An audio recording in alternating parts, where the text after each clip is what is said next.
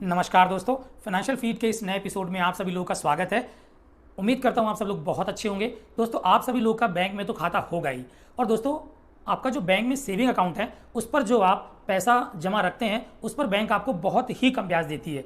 और दोस्तों कुछ लोग ऐसे भी होते हैं कि जिनके अकाउंट्स में 5 से 10 लाख रुपए ऐसे ही पड़े रहते हैं और उन पर उन्हें सेविंग अकाउंट का ही जो ब्याज है वो मिलता है। और कुछ लोग ऐसे भी होते हैं दोस्तों जिनको ना तो ऑनलाइन ऐप चलानी आती है, ना ही वो इंटरनेट बैंकिंग की सुविधा लेके रखते हैं, तो उन्हें हर काम के लिए बैंकों में ही जाना पड़ता है। और दोस्तों कुछ लोग ऐसे भी होते हैं जो छोटे छोटे काम के लिए बार बार बैंक जाना पसंद नहीं करते। तो दोस्तों इन्हीं सब प्रॉब्लम्स का एक सोल्यूशन लेके आया हूँ। अगर किसी को अपने बचत खाते में ही एफडी का ब्याज लेना है तो दोस्तों, अगर आपको अपने बचत खाते में ही एफडी का ब्याज लेना है तो एक ऐसी फैसिलिटी है जिसको आप इनेबल कराकर अपने सेविंग अकाउंट में ही एफडी का इंटरेस्ट गेन कर सकते हैं। दोस्तों इस फैसिलिटी का नाम है ऑटो स्विप फैसिलिटी।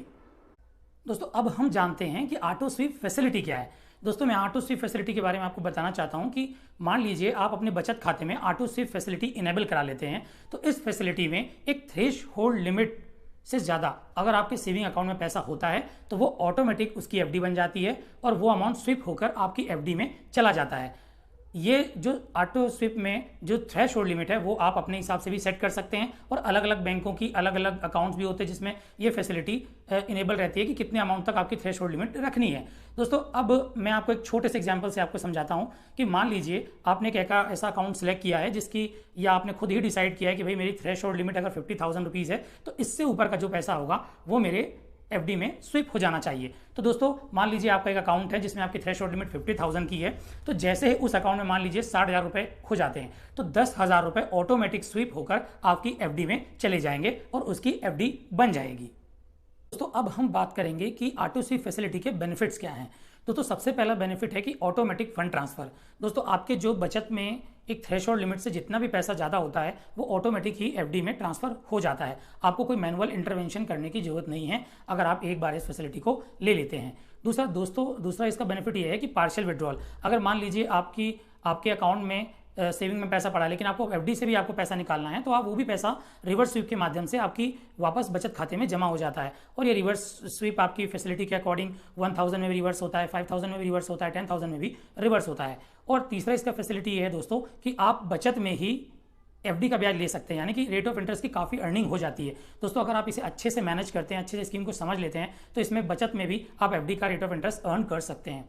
दोस्तों तीसरा इसका जो बेनिफिट है वो है लिक्विडिटी। दोस्तों ये बहुत ही लिक्विड स्कीम है, यानी कि अगर आपके बचत में आपका जो है थ्रेशोल्ड लिमिट से पैसा कम हो जाता है तो एफडी से रिवर्स स्विप के माध्यम से पैसा आ जाता है, तो इस बात की तो आपको बिल्कुल टेंशन नहीं लेनी कि मेरा पैसा तो एफडी में चला गया, तो अब मैं कैसे बचत में उसका यूज़ कर पाऊँ या कैसे अपनी जरूरत पर उस पैसे को यूज़ कर सकूँ।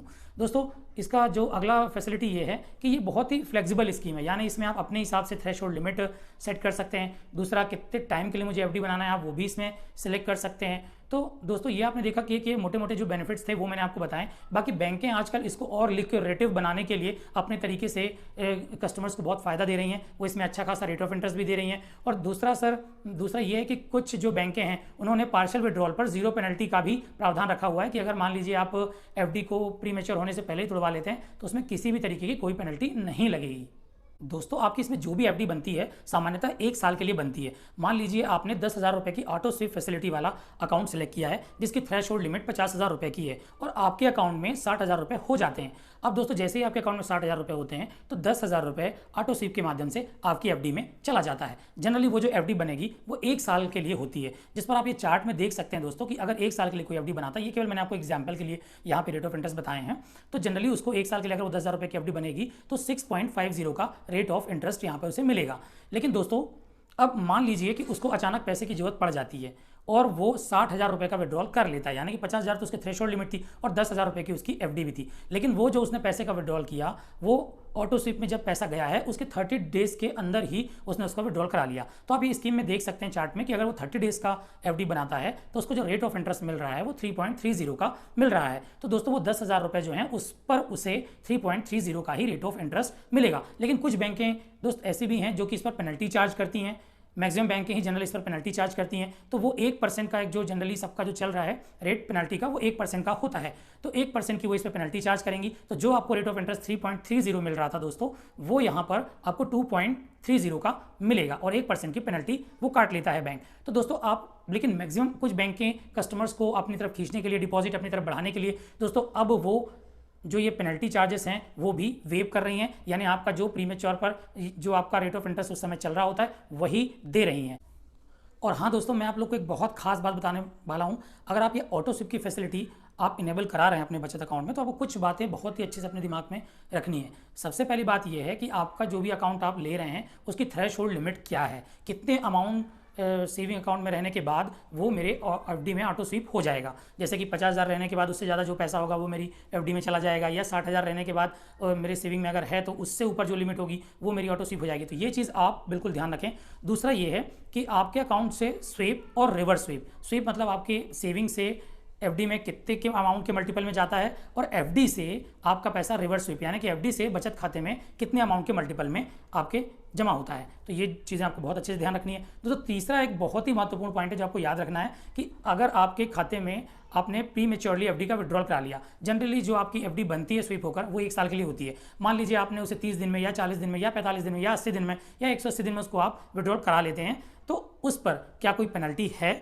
अगर वो पेनल्टी है तो कितने अमाउंट की है? जनरली वो 1% की होती है। अगर वो है तो ये बिल्कुल बहुत अच्छे से देख लें कि वो कितने अमाउंट की है, कितने परसेंटेज की है, कितने % आप वो पेनल्टी चार्ज कर रहे हैं। और अगर नहीं चार्ज कर रहे हैं तो इससे बेटर तो कुछ है नहीं, आप बिल्कुल ये फैसिलिटी वहाँ पे ले लें। तो बहुत सारी बैंकें आजकल कस्टमर को अट्रैक्ट करने के लिए उस पर किसी भी तरीके की कोई पेनल्टियाँ नहीं लगा रही हैं। तो प्लीज़ आप जरूर ऐसे अकाउंट को सिलेक्ट कर लें जहाँ पर कोई पेनल्टी नहीं है, जिससे आपको सेविंग में एफडी का एक अच्छा खासा इंटरेस्ट मिल सके।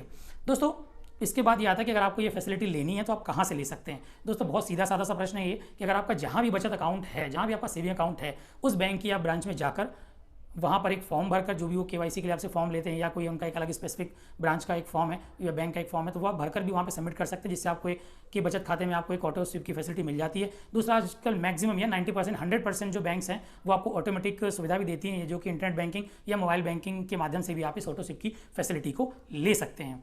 तो दोस्तों मैंने ऑटो स्वीप के बारे में जितनी जानकारी हो सकती थी आपको मैक्सिमम जानकारी देने की कोशिश की है, और मैक्सिमम जितनी मोटी मोटी जानकारी थी वो सब आपको मैं दे चुका हूँ। लेकिन अगर आपको फिर भी और एक्स्ट्रा कुछ जानकारी लेनी है तो आप अपने बैंक की नज़दीकी शाखा में जा सकते हैं और वहाँ पे इस ऑटो स्वीप की सुविधा का फ़ायदा ले सकते हैं। तो दोस्तों आपको ये वीडियो कैसी लगी मेरे वीडियो पर कमेंट करके बताएं, मेरे वीडियो को लाइक करें, इस वीडियो को शेयर करें अगर आपको अच्छा लगा है तो, और मेरे चैनल को सब्सक्राइब करें और बेल आइकन दबाना बिल्कुल ना भूलें, जिससे जब भी मैं कोई एक नया वीडियो लेकर आऊँ तो आपको उसकी नोटिफिकेशन मिलती रहे। तो दोस्तों आपको ये वीडियो कैसा लगा कमेंट करके जरूर बताएं और मेरे चैनल को सब्सक्राइब करना बिल्कुल ना भूलें। इसके बाद मिलते हैं अगले वीडियो में, तब तक के लिए नमस्ते।